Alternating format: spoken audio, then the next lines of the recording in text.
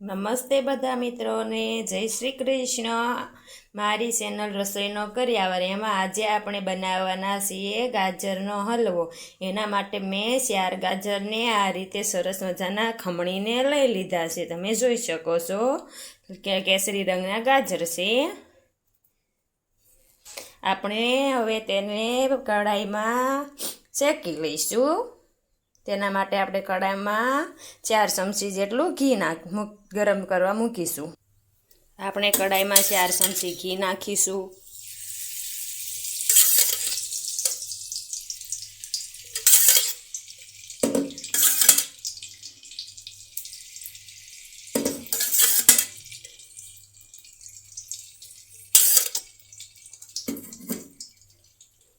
ઘી સેજ ગરમ થઈ જાય એટલે આપણે તેમાં ગાજરનું શીણ નાખી દઈશું। આપણું ઘી ગરમ થઈ ગયું છે, આપણે તેમાં ગાજરનું શીણ નાખી દઈશું। આપણે આ વાટકી માપની લીધી છે, આપણે 1/2 વાટકી જેટલું ગાજરનું શીણ છે તે તેમાં નાખી દઈશું। અડધી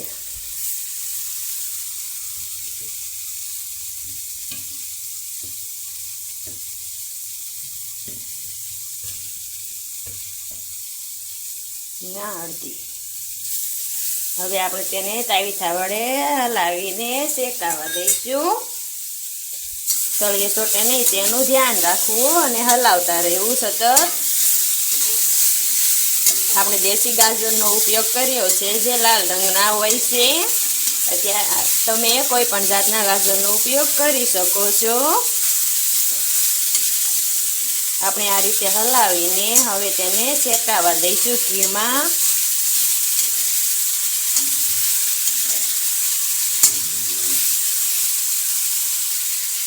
આ રીતે સતત હલાવતા રહેવું, તે તળિયે દાઝી ન જાય તેનું ધ્યાન રાખવું, નહીં તો તેનો સ્વાદ સારો નથી આવતો। આપણે દેશી ગાજર લીધા છે તે ગળહટા હોય છે। ગાજરનો સ્વાદ મસ્ત મીઠાશવાળો હોય છે। આપણને ગાજર બહુ સરસ, ગાજરને આપણે કાચા પણ ખાઈ શકીએ છીએ।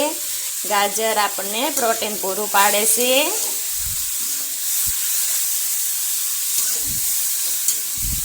આપણે આ રીતે હલાવતા રહેવાનું ગાજરને।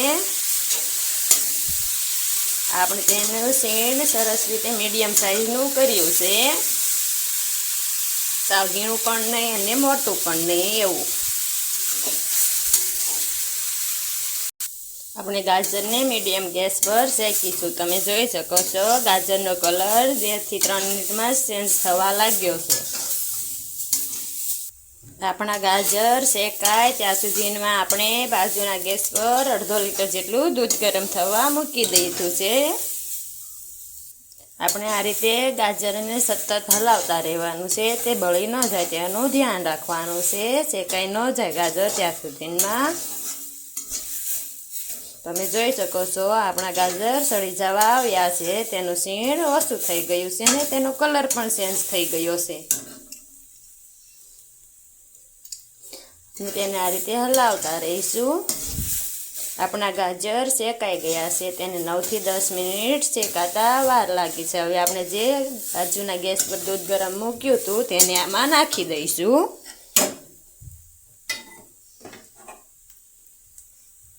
મેં 1/2 લીટર જેટલું દૂધ ગરમ મૂક્યું હતું, તેને આમાં નાખી દેવાનું। તમારે વધારે નાખવું હોય તો તમે નાખી શકો છો 1 લીટર જેટલું।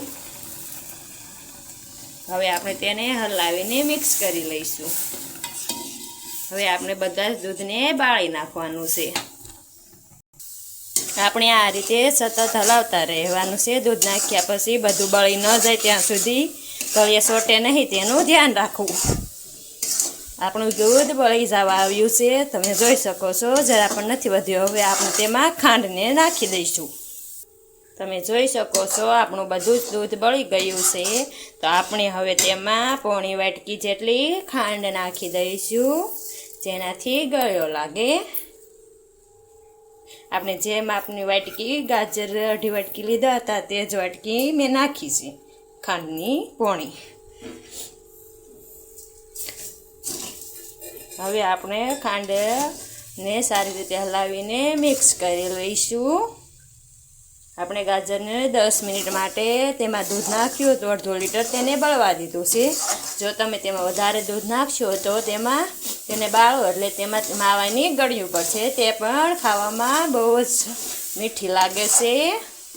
મેં અહીં ઓછું દૂધ નાખ્યું છે. તમે વધારે નાખશો તો તે વધારે મીઠો લાગશે. તમે તેમાં માવો પણ નાખી શકો છો. દૂધ તો વધારે ન નાખવું, 2 કપ જેટલું જ નાખવું જો તમે તેમાં માવો નાખતા હો હલવામાં તો.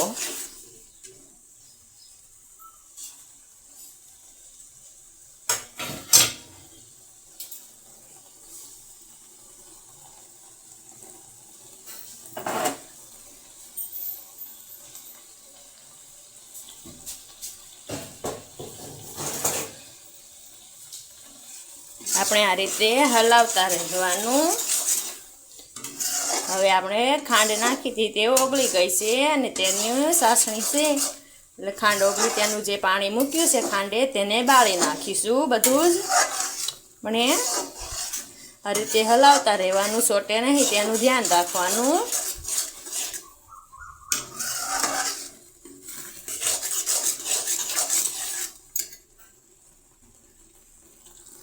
આ રીતે આપણે તેને સતત હલાવતા રહીશું જેથી આપણે ગાજરનો હલવો સોટી ન જાય. આપણા ગાજરના હલવામાં માવાનો સ્વાદ પણ બહુ મસ્ત આવે છે. તમે તે નાખી શકો છો. તેમાં આઈસ્ક્રીમ એસેન્સ પણ નાખી શકો છો.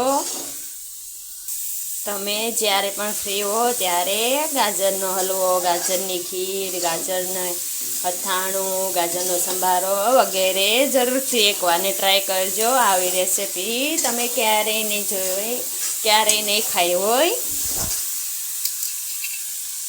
આપણી પાસે જે વસ્તુ અવેલેબલ હોય તેમાંથી જ આપણે બનાવી લેવાનું. જો ન હોય તો લેવા નહીં જવાનું. આપણે જે હોય સાધન કે કોઈ પણ વસ્તુ તેમાં નાખવાની હોય તે પણ આપણી પાસે જો હોય તો નાખવાનું, નહીતર નહીં. આપણે ન હોય તો રોડવી લેવાનું. તમે જોઈ શકો છો આપણે ખાંડ જે પાણી મૂક્યું હતું તે બરાબર પૂરું થઈ ગયું છે, બળી ગયું છે. હવે આપણે તેને નીચે ઉતારી લઈશું.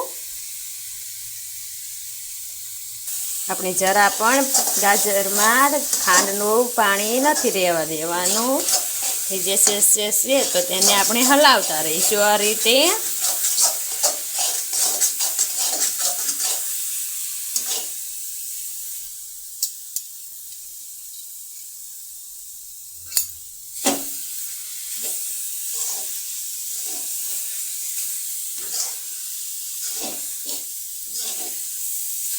આપણો ગાજરનો હલવો જે બની રહ્યો છે તે મીઠાશવાળો હોય, બહુ જ સરસનો મીઠો લાગે છે.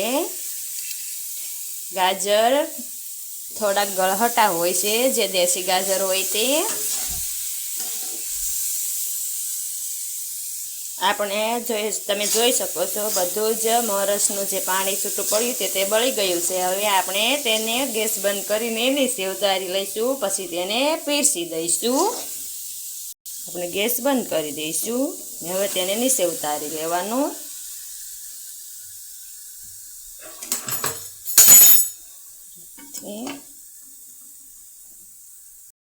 આપણો ગાજરનો હલવો બનીને તૈયાર છે.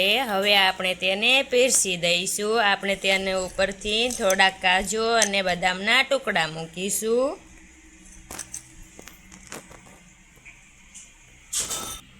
આપણે તેની ઉપર કાજુ મૂકી દીધા. હવે આપણે તેમાં થોડાક બદામના ટુકડા નાખીશું માથે આ રીતે.